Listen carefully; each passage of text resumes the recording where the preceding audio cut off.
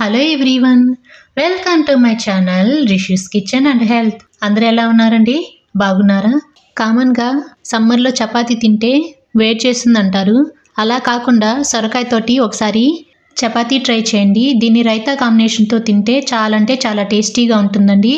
ముందుగా ఒక గిన్నెలోకి 1.25 కప్పు గోధుమ పిండి వేసుకోవాలి. సొరకాయ తురుము 3/4 కప్పు వేసుకోవాలండి. ఇక్కడ నేను సొరకాయని క్లీన్ చేసి తోలు తీసి ఇలా తురుముకున్నాను.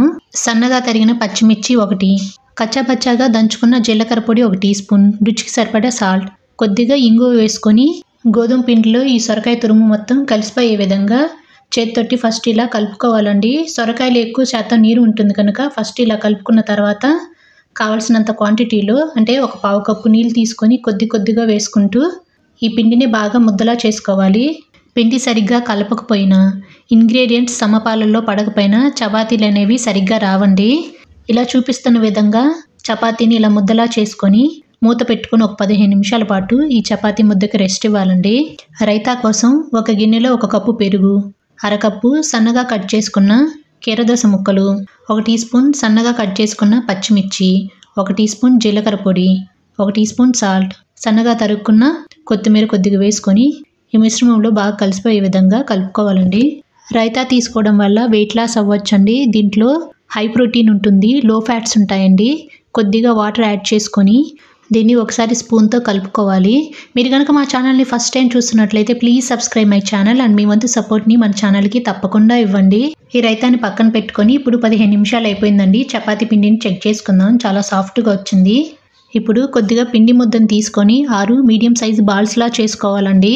నేను తీసుకున్న క్వాంటిటీకి 6 మీడియం సైజు చపాతీ ముద్దలు వచ్చాయండి. మీ ఇష్టం అండి. మీకు చపాతీలు ఎక్కువ మొత్తంలో కావాలంటే నేను చెప్పిన కొలతల్ని డబుల్ క్వాంటిటీలో తీసుకోండి.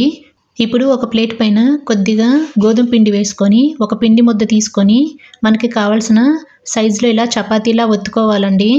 చపాతీ ఒత్తేటప్పుడు పిండి జారుడుగా ఉన్నట్లు అనిపిస్తే పొడి పిండి చల్లుకొని బాగా కలిసే వరకు మద్దన చేసి అప్పుడు చపాతీ చేసుకోవాలండి.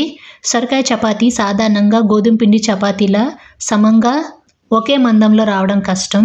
మరీ పలుచగా కూడా వత్తకూడదు, కొంచెం మందంగానే ఉండాలి. ఇలా రెడీ చేసి పెట్టుకున్న చపాతీలన్నింటినీ ఒక ప్లేట్లోకి తీసుకొని ఈ చపాతీలని పక్కన పెట్టుకోవాలండి. ఇప్పుడు స్టవ్ వెలిగించుకొని దోశ పెనం పెట్టుకొని మంటని మీడియంలో పెట్టుకొని పెనం వేడెక్కిన తర్వాత మనం రెడీ చేసి పెట్టుకున్న సొరకాయ చపాతీని వేసుకొని ఒకవైపు 2 నిమిషాల పాటు కాల్చుకోవాలండి. మళ్ళీ తిప్పి మరొక 2 నిమిషాల పాటు కాల్చుకోవాలి. అంతేగాని ఎట్ ఏ టైం ఆయిల్ వేస్తే చపాతీలు అనేవి సాఫ్ట్గా రావు. 4 నిమిషాల పాటు 2 వైపులా కాల్చుకున్న తర్వాత కొద్దిగా ఆయిల్ అప్లై చేసుకోవాలండి. నార్మల్ చపాతీల కంటే సొరకాయ చపాతీలకి ఎక్కువ ఆయిల్ అనేది పీల్చుకోదండి. ఇలా ఆయిల్ అప్లై చేసుకొని మరొక 2 నిమిషాల పాటు అంటే గోల్డెన్ బ్రౌన్ కలర్ వచ్చేంత వరకు ఈ చపాతీని కాల్చుకొని ఒక ప్లేట్లోకి తీసుకోవాలి. అలాగే మంటని మీడియంలో పెట్టుకొని రెండవ చపాతీ కూడా 2 వైపులా కాల్చుకొని కొద్దిగా ఆయిల్ అప్లై చేసుకొని మరొక 2 నిమిషాల పాటు కాల్చుకొని స్టవ్ ఆఫ్ చేసుకొని ఒక ప్లేట్లోకి తీసుకోవడమేనండి. ఇదే విధంగా మిగతా చపాతీలన్నీ చేసుకొని ఒక సర్వింగ్ బౌల్లోకి మనం రెడీ చేసి పెట్టుకున్న రైతాతోటి మరియు సాంబార్ తోటి సర్వ్ చేసుకోవడమేనండి. వీటిని వేడివేడిగా తింటే చాలా టేస్టీగా ఉంటాయి. సమ్మర్లో చపాతీలు తింటే వేడి చేస్తుందని భయపడే వాళ్ళు సొరకాయ చపాతీని తప్పకుండా ట్రై చేయండి. ఈ చపాతీల్ని మనకు నచ్చిన కూరతో కానీ చట్నీతో కానీ లేదంటే పెరుగుతో కూడా తినొచ్చండి. సొరకాయలో శరీరానికి హాని చేసే కొవ్వు ఉండదండి. బరువు తగ్గాలనుకునే వారికి సొరకాయ బెస్ట్ ఆప్షన్.